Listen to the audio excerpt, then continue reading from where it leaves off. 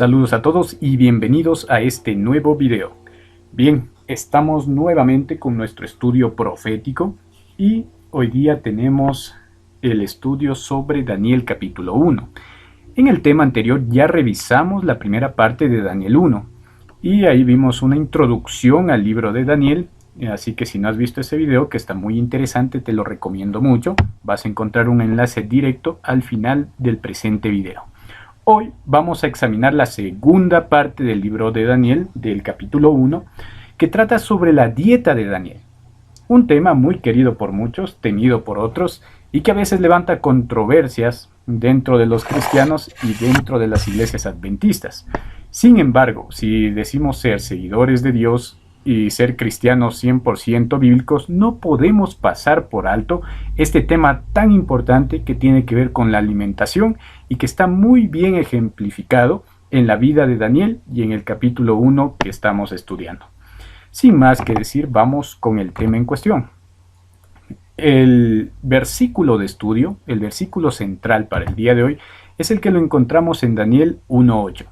Que nos dice así: y Daniel propuso en su corazón no contaminarse con la porción de la comida del rey, ni con el vino que él bebía. Pidió, por tanto, al jefe de los eunucos que no se le obligase a contaminarse. Un texto muy conocido, especialmente para los que hemos sido conquistadores.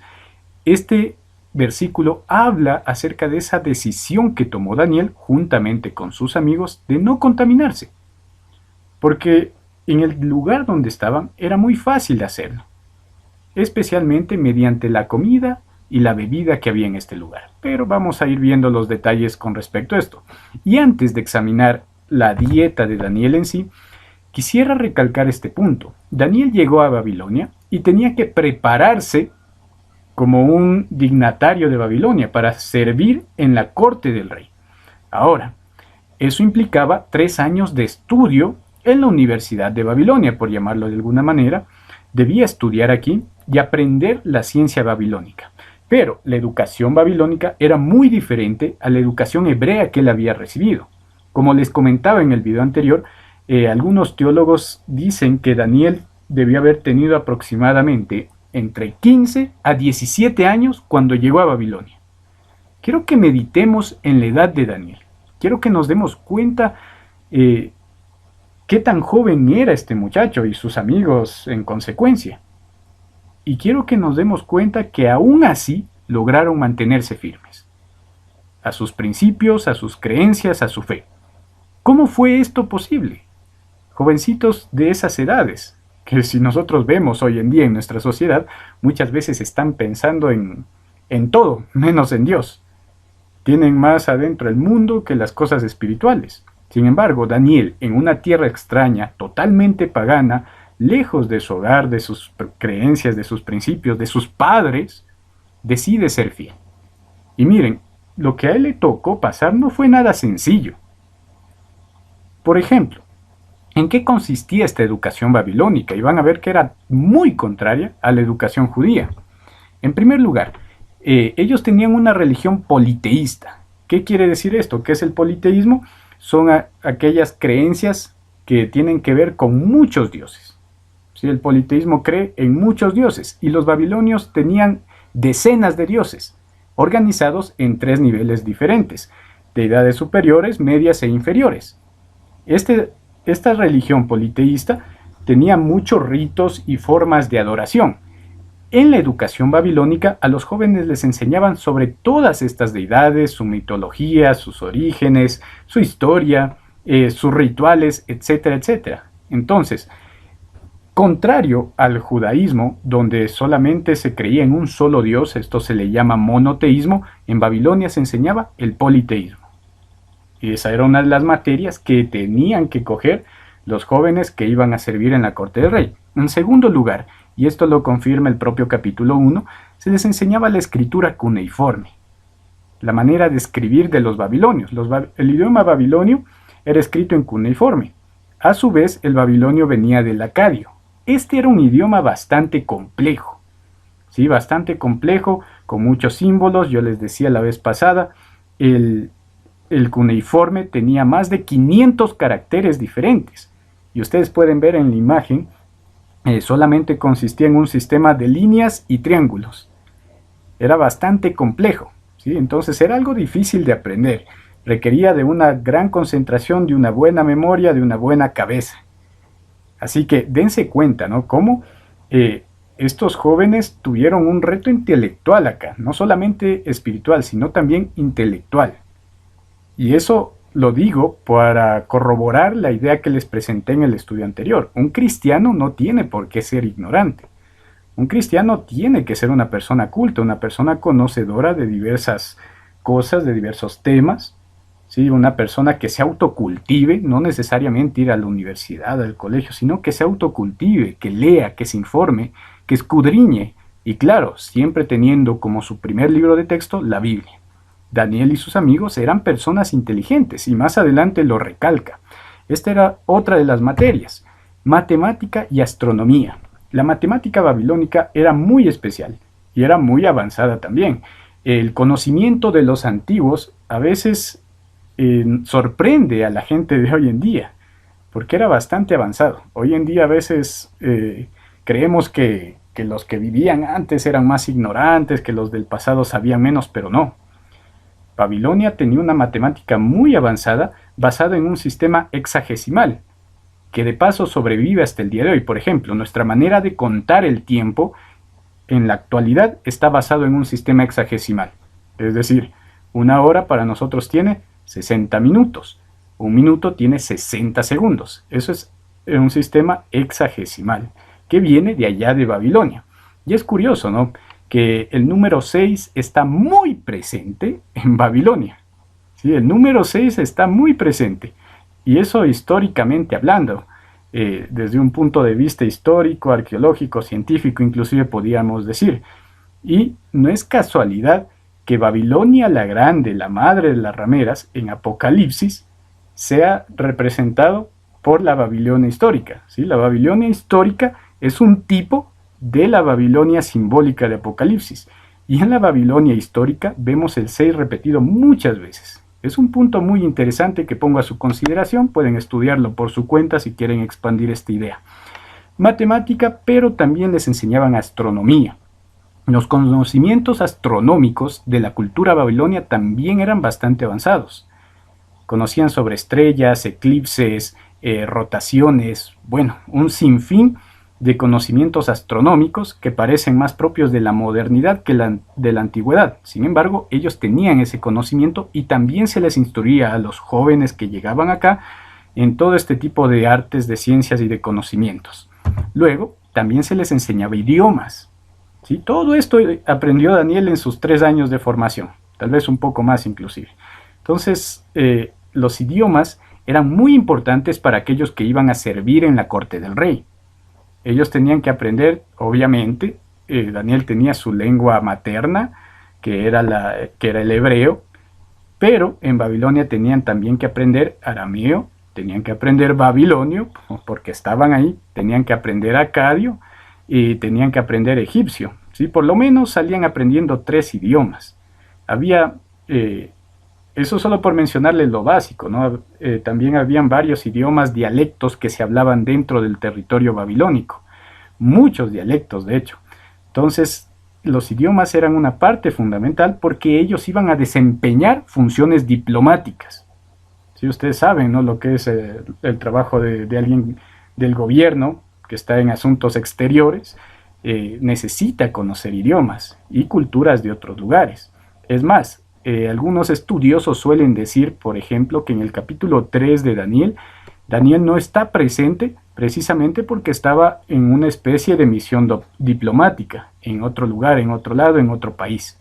Sí, entonces los idiomas eran muy importantes en la formación de estos jóvenes que iban a servir en la corte. Y por último, también se les enseñaba lo que es la magia, la adivinación y la astrología, aunque la astrología estaba muy ligada con la astronomía para los babilonios. Estas dos cosas iban de la mano, no eran ciencias aparte, sino que tanto astrología como astronomía eran parte de un todo. ¿Sí? Entonces, aparte de eso, tenían la magia y la adivinación. Eso se les enseñaba a los que iban a servir en la corte, especialmente a aquellos que iban a ser parte de los caldeos, de los magos, de los sortílegos, ¿sí? Que mencionan en el capítulo 2 del mismo libro. Ellos aprendían todo esto. Sin embargo, a todos se les daba una especie de formación básica en todas estas cosas que acabo de mencionar. Se podría decir que estas 5 materias eran la instrucción que ellos recibían en Babilonia. Ahora bien, hay gente que se sorprende al oír esto, ¿no? Y dice, oh, pero no, pues cómo Daniel va a aprender magia, adivinación, el politeísmo, etcétera, etcétera. Y miren, puede ser que Daniel no se haya contaminado, ¿sí? No haya cogido todo esto, pero es muy poco probable, porque al estar en esta línea, en esta nueva vida, y estarse preparando para servir en la corte, tenía que aprender todo esto, tenía que coger estas materias, por llamarlos de alguna manera moderno, ¿no? Hoy en día hablamos de materias, entonces digamos que esto eran materias, y ellos tenían que coger esto obligatoriamente para poder servir en la corte. Si no, no hubiesen llegado a servir ahí, y sabemos que tanto Daniel como sus amigos sí llegaron a servir ante el rey. Entonces tuvieron que cursar todo esto. Ahora bien, una cosa es estudiar esto, pero otra cosa es practicarlo. ¿Sí? No estamos llamados a practicar, que si bien tuvieron que ver esto en su universidad, en su colegio, no necesariamente tenían que comulgar con ello o practicarlo mucho menos. Les pongo un ejemplo muy claro. Es como si hoy en día, y yo sé que esto le ha pasado a todos los jóvenes, a mí me ha pasado, hoy en día tú cursas una educación en el colegio, en la universidad, y por lo general en biología, en ciencias naturales, bueno, en todo lo que son ciencias de este tipo, te hablan de evolucionismo. Yo mismo soy estudiante de psicología, y siempre la psicología se aborda desde un punto de vista evolucionista. Y entonces estás expuesto a eso, estás sometido a eso, aunque no quieras, porque es parte de la escolarización obligatoria. Lo mismo pasaba con Daniel. Tenía que ver estas materias, tenía que estudiar esto, pero no necesariamente tenía que adherir a eso. Y yo me acuerdo, por ejemplo, en mi experiencia personal, en cierta ocasión yo di un examen, ¿no? Donde había que rendir sobre evolucionismo y estas cosas, y pues obviamente yo respondí mi examen, lo di bien, y al final, por dar testimonio, yo dejé una nota, ¿no? Yo no creo en esto, yo creo que Dios nos creó a su imagen y semejanza. Bueno, algo así lo puse, ¿no? Ya fue hace varios años. Pero miren, inclusive en medio de todo esto, en medio de esta educación pagana, de esta educación mundana, de esta educación anti Dios, Daniel fue una luz. Seguramente Daniel aprovechó para dar testimonio. Y es así, y a los jóvenes y padres de jóvenes que están escuchando este video tal vez, no tenemos por qué comulgar con estas ideas. Si en nuestros colegios, en nuestras universidades nos enseñan algo que es contrario a nuestros principios, a nuestras creencias, debemos ser testimonio vivo para Dios y decir la verdad, hablar, aprovechar estas ocasiones para predicar con nuestro testimonio y con nuestra palabra. ¿Sí? Entonces, ese es el consejo, ¿no? Seguramente Daniel sí cursó estas materias, pero obviamente no adhirió a ellas, no las practicó, no comulgó con ellas, e inclusive es muy posible que haya llegado a ser un testimonio, porque si él pudo mantenerse firme en lo que respecta a la alimentación, seguramente también se mantuvo firme con respecto a sus creencias judías, religiosas, bíblicas. Y predicó en contra de esto y dio testimonio. Es muy seguro que así haya sido. Continuando. Ahora sí, no contaminarse. El texto dice que Daniel y sus amigos pidieron no contaminarse. Pero ¿qué significa exactamente esta expresión? Primero, la mesa del rey contenía de todo. Eso creo que nos queda claro, ¿no? En la mesa del rey había de todo. Tanto comida pura como comida impura. Sabemos que bíblicamente hay ciertos alimentos que no son buenos ni convenientes para nosotros y que Dios dejó claro cuáles eran. Sí, entonces en esta mesa había de todo, incluyendo las bebidas alcohólicas, ¿no? Que lo dice expresamente, el vino. La comida y el vino no eran apropiados, entonces, como había de todo, obviamente era mejor evitarlo. No podían contaminarse con aquellas cosas que sabían que eran malas. En segundo lugar, los animales no eran muertos conforme a la ley. En la Biblia, especialmente en Levítico, encontramos ciertas especificaciones de cómo debían ser matados los animales que iban a consumir los judíos. Por ejemplo, una de esas restricciones era que se deje desangrar por completo al animal, o que se le quite su grasa. ¿Sí? Dos recomendaciones que tienen mucho que ver con la salud de paso. ¿Sí? Y ellos sabían que en Babilonia no acataban esto. Por eso se estarían yendo en contra de los mandatos de Dios, así que se iban a contaminar. En tercer lugar, carne ofrecida a los ídolos. Aquí en esta mesa iba a haber mucha carne ofrecida a los ídolos. No toda la carne que consumían los babilonios obviamente era ofrecida a los ídolos, pero sí gran parte de ella. Es decir, como hoy en día, por ejemplo, nosotros los cristianos oramos a Dios pidiendo que bendiga los alimentos. En cambio, ellos, los babilonios, hacían rituales similares para pedir a los dioses la bendición por los alimentos, especialmente por sus carnes. O había algunos animales que eran sacrificados a los dioses y lo que sobraba del sacrificio era traído a la mesa. Entonces, sea como sea, Daniel y sus amigos sabían que gran parte de la carne que se traía a la mesa era carne ofrecida a los ídolos, era carne bendecida en nombre de los ídolos, y no podían comer de esa carne. ¿Sí? Ese era otro motivo, y a lo que se refiere no contaminarse. Y en cuarto lugar, violaban los principios de temperancia. Daniel y sus amigos, como buenos judíos, igualmente seguramente conocían los principios que expresa, por ejemplo, Salomón, en contra de la gula, en contra del exceso de comida. Los principios que encontramos en Génesis acerca de la comida, los principios que encontramos en Levíticos 11, etcétera, etcétera. Y sabían que la comida de ahí no cumplía con los principios de temperancia.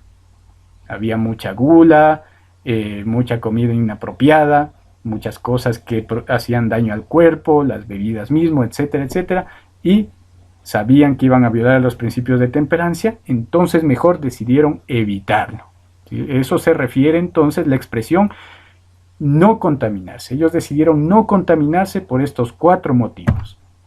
Ahora bien, la prueba de comida. Daniel 1:12 dice: te ruego que hagas la prueba con tus siervos por 10 días y nos des legumbres a comer y agua a beber. Ahora, aquí hay 2 palabras, ¿no? ¿En qué consistía exactamente la dieta de Daniel? ¿En qué consistió? ¿Qué fue lo que comió Daniel durante todo este tiempo? Que ojo, la prueba fueron durante 10 días, pero el curso tardaba 3 años. Entonces se podría decir que por lo menos 3 años Daniel permaneció con esta dieta. Y bueno, es muy probable suponer que no solamente fueron esos 3 años de preparación, sino que ya se le quedó como hábito para toda su vida. No hay señal de ello, pero es muy probable, ¿no? Entonces, ¿en qué consistía esta dieta? Primero, cuando la Biblia dice que se nos den legumbres, ellos pidieron legumbres, dice la Biblia. La palabra en hebreo es seroim, ¿sí? Ustedes pueden verla ahí abajo. ¿Y qué significa seroim en la Biblia? Esta palabra hebrea deriva de otra que significa todo lo que proviene del campo o todo lo que se puede sembrar, ¿sí? Todo lo que se puede sembrar, todo lo que da fruto. Eso es lo que comió Daniel. En pocas palabras, una dieta vegetariana. ¿Sí? Todo lo que salga, frutas, granos, frutos secos, hortalizas, etcétera, etcétera, ¿no? Todo lo que produce la tierra, eso iba al plato de Daniel. Interesante, ¿no? Y en segundo lugar, dice que se nos dé agua a beber. Esta palabra es mayim en hebreo, lo cual literalmente significa agua. Pero en algunas partes, mayim también es usado como sinónimo de jugo. Entonces Daniel sí bebió agua, obviamente, pero es muy posible que también su dieta haya incluido jugos. Así que ahí está la dieta.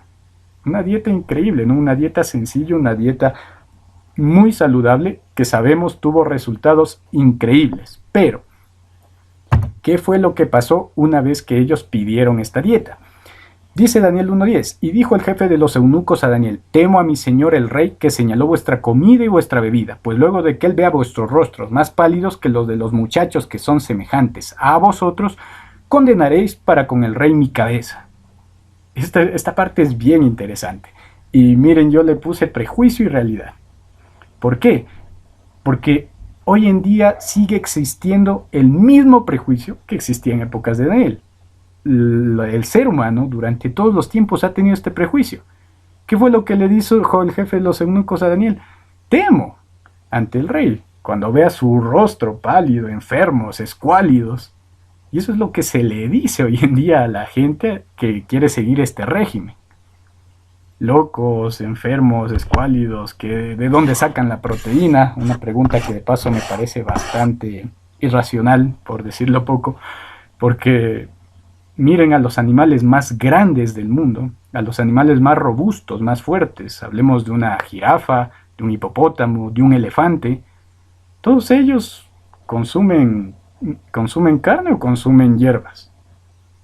Consumen hierbas, nadie de ellos consume carne. El buey, hay un dicho muy famoso que dice, si quieres ser fuerte como el buey, no consumas al buey, consume lo que consume el buey.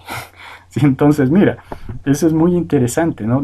Las especies más fuertes no consumen carne, por lo menos las terrestres, ¿no? Y por lo menos los de nuestra propia línea, que son mamíferos. Entonces, es algo digno de notar, es algo digno de notar. Y la gente hoy en día tiene ese prejuicio, ¿no? Que el vegetariano es más enfermo, es más flaco, es más escuálido, etcétera, etcétera, lo cual es totalmente falso.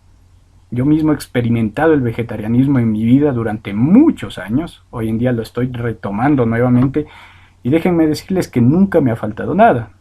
Siempre he sido de los más sanos de mi familia, casi nunca requiero de una inyección, de una pastilla, de un tratamiento de médicos, no.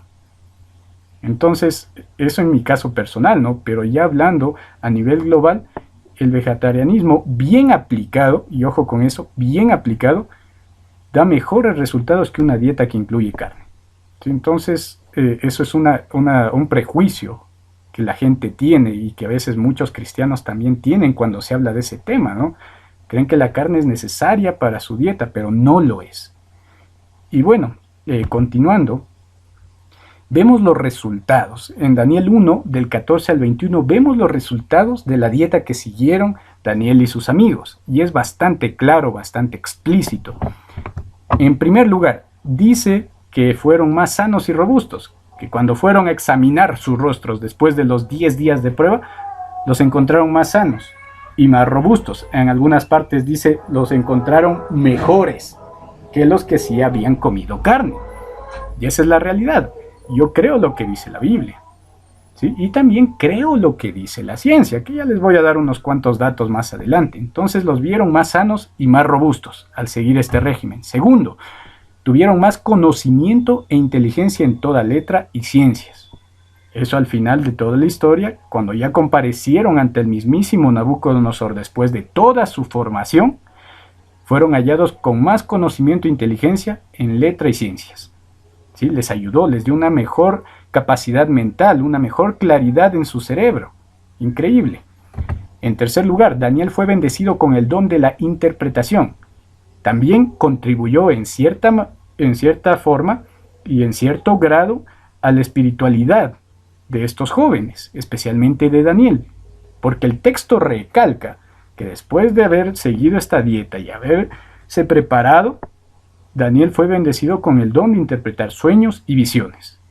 Entonces, también fomenta en cierto grado, ojo, no estoy diciendo que solamente por comer vegetales ya vas a ser espiritual, vas a mejorar tu vida y todo, etcétera, etcétera, pero fue un gran factor para Daniel haber seguido este régimen.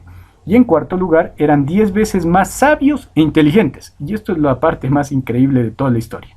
10 veces más sabios e inteligentes que todo el resto que sí consumió la dieta que incluía carne.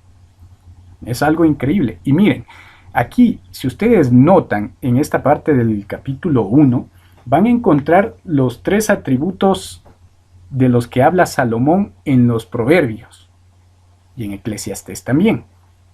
El conocimiento, la inteligencia y la sabiduría.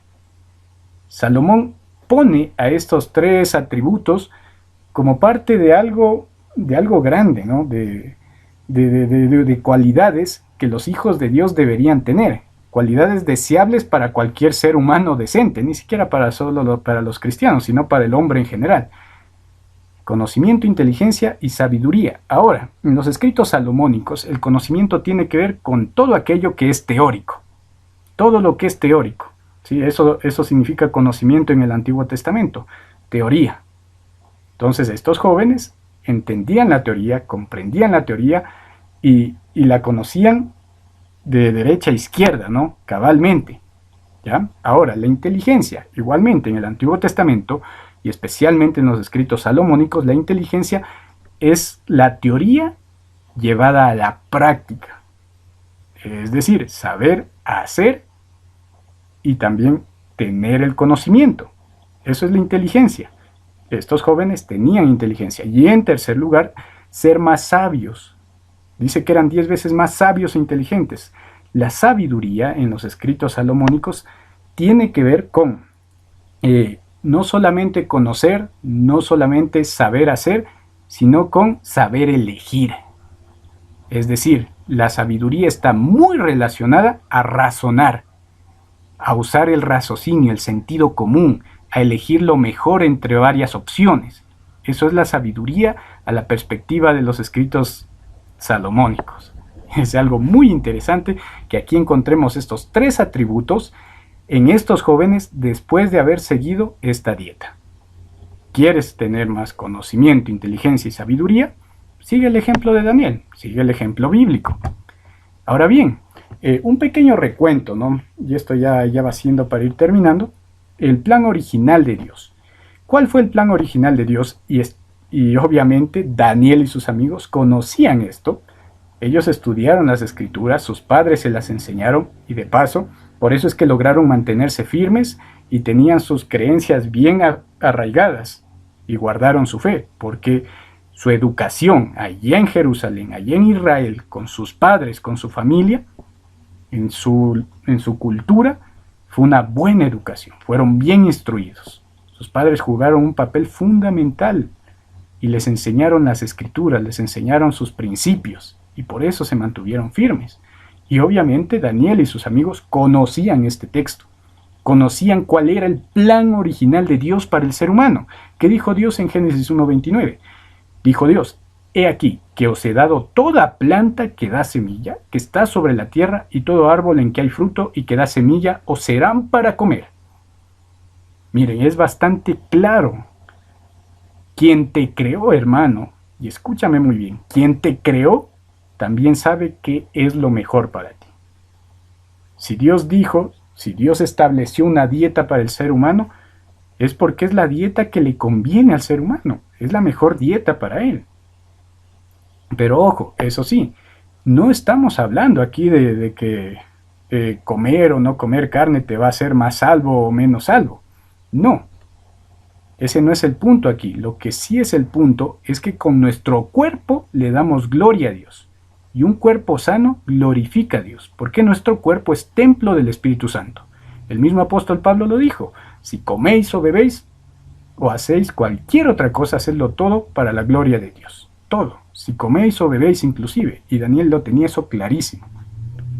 Entonces miren, hermanos, Dios sabe lo que nos conviene y nos dejó la dieta, al igual que nos dejó, por ejemplo, 3 cosas instituyó Dios ahí en el Edén.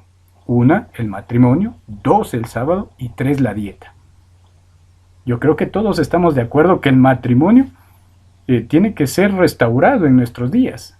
Dios quiere que los matrimonios sean matrimonios felices conforme al plan original. Lo mismo pasa con el sábado. El sábado es el día del Señor, lo instituyó en el Edén y Dios quiere que se restaure. Pero a veces no le hacemos caso a la alimentación, a la dieta que Dios instituyó para el ser humano, para que viva más tiempo, más feliz, más tranquilo. Y recordemos aquel famoso texto de Primera de Juan, ¿no? Amado, yo quiero que que prosperes en todo y que tengas salud. Y eso es lo que Dios quiere para nosotros. Y nos dejó los consejos en su palabra. Y esta es la dieta que Dios dejó para el hombre en el Edén. Luego, se le añade a la dieta todo producto que se puede sembrar. En Génesis 3, 17 y 19, tras la caída del hombre, tras la entrada del pecado, Dios le da un añadido a la dieta que les dio anteriormente. Ahora ya no solamente incluía los frutos de los árboles y las semillas, sino todo aquello que se pueda sembrar.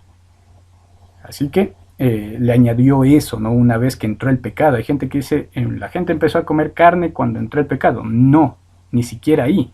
Eso vino más adelante.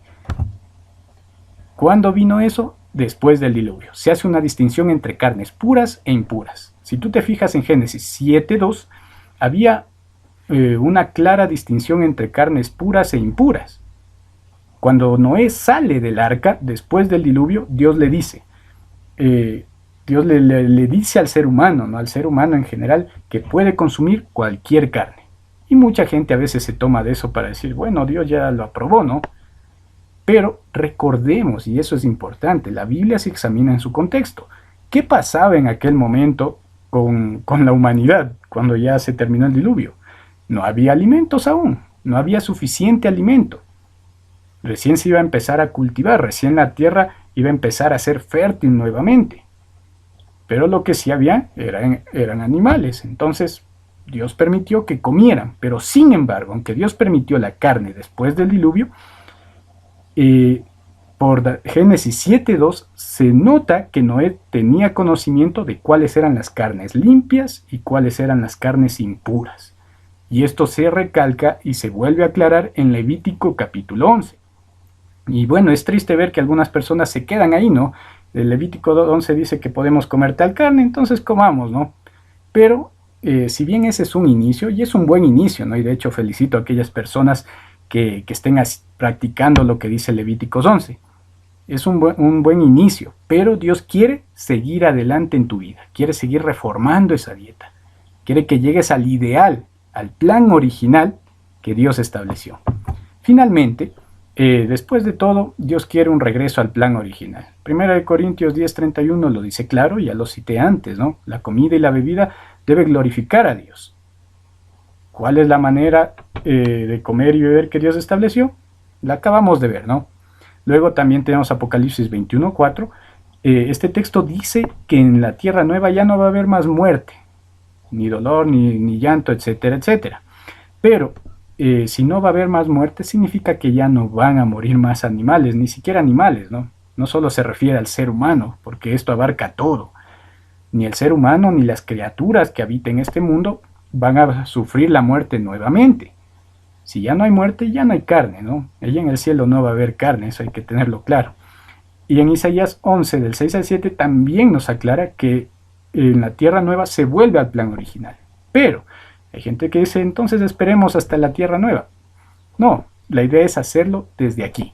Si decimos eso sería como decir, bueno, entonces, sí, Dios quiere matrimonios funcionales. Dios quiere que tengamos buenos matrimonios o buenas relaciones, o inclusive que amemos al prójimo, ya por hacerlo aún más general, que Dios quiere que amemos al prójimo. Pero bueno, como el pecado entró a este mundo ya no se puede, entonces mejor esperemos a la tierra nueva. No, pues esa no es la idea. La idea es desde aquí, nosotros que decimos ser cristianos, ya tener un pedacito de cielo. Y estar listos para cuando ya este momento llegue. Dios quiere reformarnos desde ya. Pero ojo, este es un camino de reforma, un camino de transformación. Somos transformados de gloria en gloria, dice el apóstol. Entonces no es que de hoy a mañana te vas a ser vegetariano, vas a dejar la carne, no, eso es imposible inclusive. Es un proceso que comienza por lo de Levíticos 11 y de ahí para adelante. Entonces, hermanos,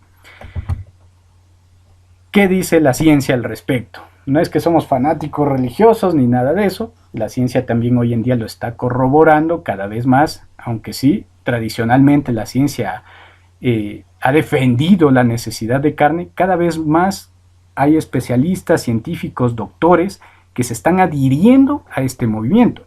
Y miren, yo les aconsejo un canal muy bueno que se llama Unión Vegana y los seminarios de Vegan Fest. Ojo, este canal lo voy a dejar aquí en la descripción, pero no es cristiano, ¿sí? Y mucho menos adventista.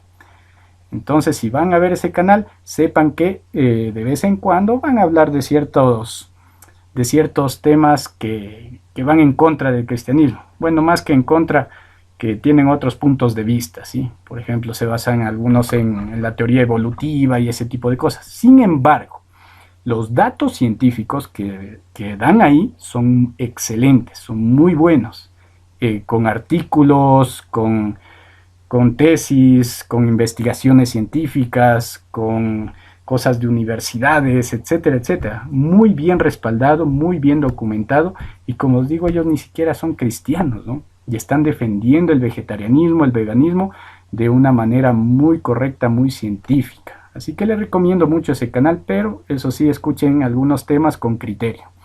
Bueno, ¿qué ha corroborado la ciencia? Solo por ponerles unos cuantos puntos, porque si ustedes investigan van a encontrar muchas cosas más.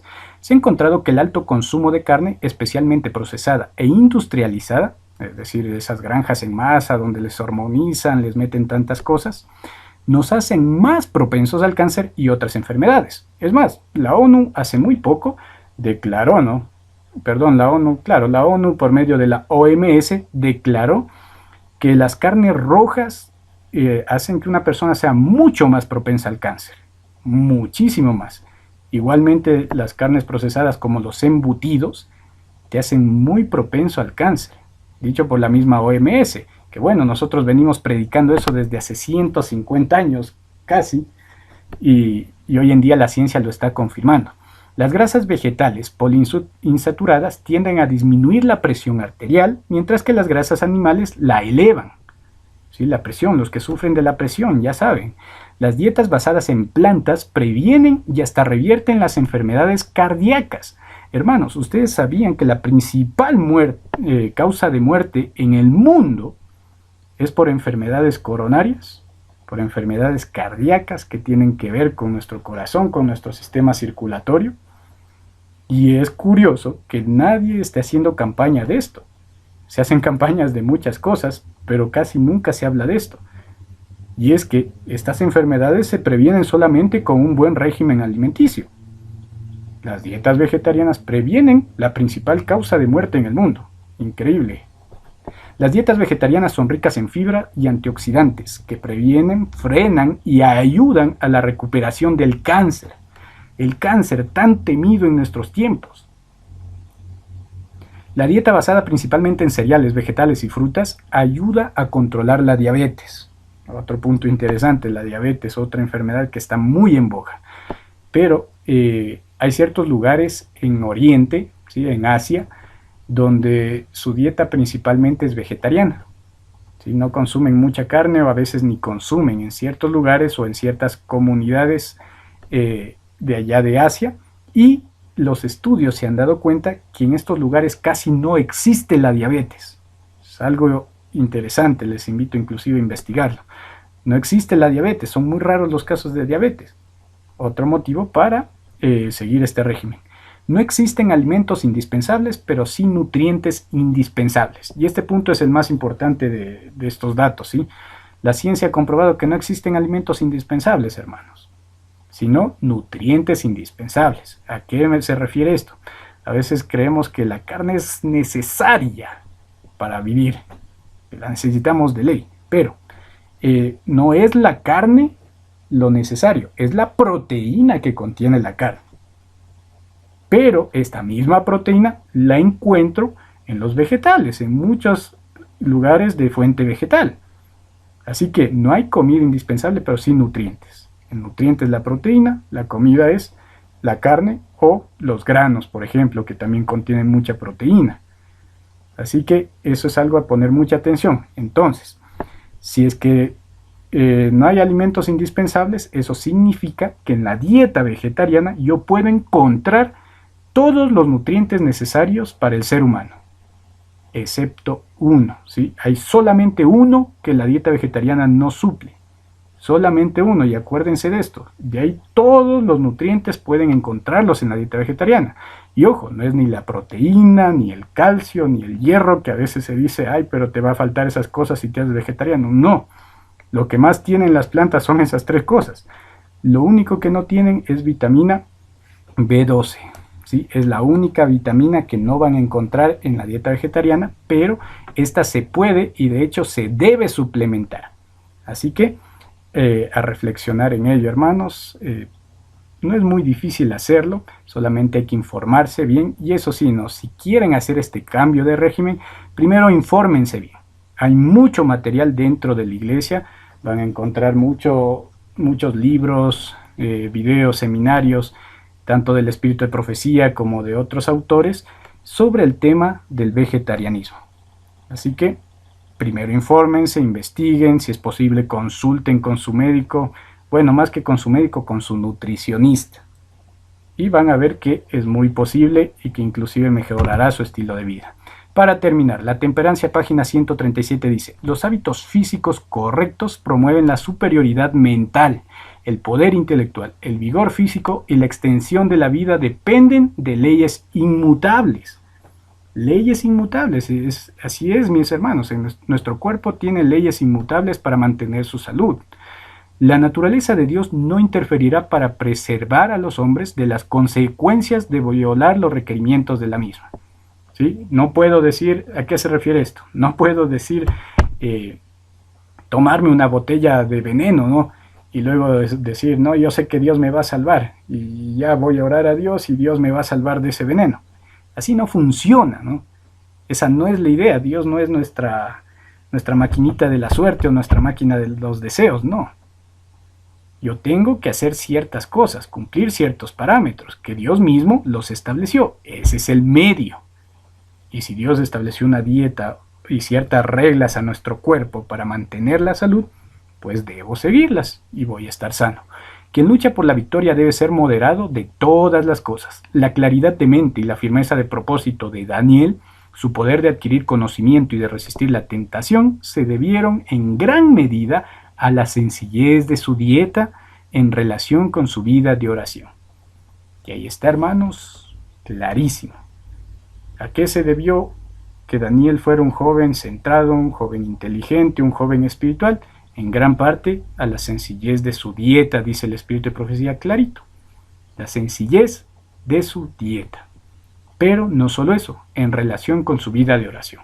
Hermanos, y esto sí es muy importante lo que les voy a decir, ya para acabar, pónganle mucha atención, pueden olvidarse de todo lo que les he dicho hasta ahora, pero no se olviden de esto. De nada me sirve hacerme vegetariano, hacerme crudivegano, hacerme frutista, bueno, hay muchas variantes. De nada me sirve todo eso si yo no lo complemento con una reforma en mi vida, en mi carácter. De nada me sirve ser el mejor vegetariano, aplicar los principios de la Biblia y del espíritu de profecía a rajatabla, si yo no estoy avanzando también en mi carácter, en mi vida, en mi comunión con Dios. Solamente ahí tiene validez y sentido. Porque hoy en día inclusive hay feministas, hay marxistas, hay ecologistas que defienden la dieta vegetariana. Ellos le llaman vegano, ¿no? Ojo, como adventistas usamos el término vegetariano, no vegano. Entonces ellos son veganos, no comen carne, pero por otros motivos. Sí, entonces hasta ellos lo pueden hacer y lo hacen. Pero lo que nos caracteriza a nosotros, nos debe caracterizar a nosotros, no es solamente la dieta, sino la relación que tengas con Jesús. Solamente ahí tiene sentido cualquier reforma. Sin más que decir, mis hermanos, gracias por atender a este tema. Creo que ha sido muy edificante para todos, lo ha sido para mí. Denle like, compartan y no olviden suscribirse al canal. Que Dios les bendiga y hasta la próxima.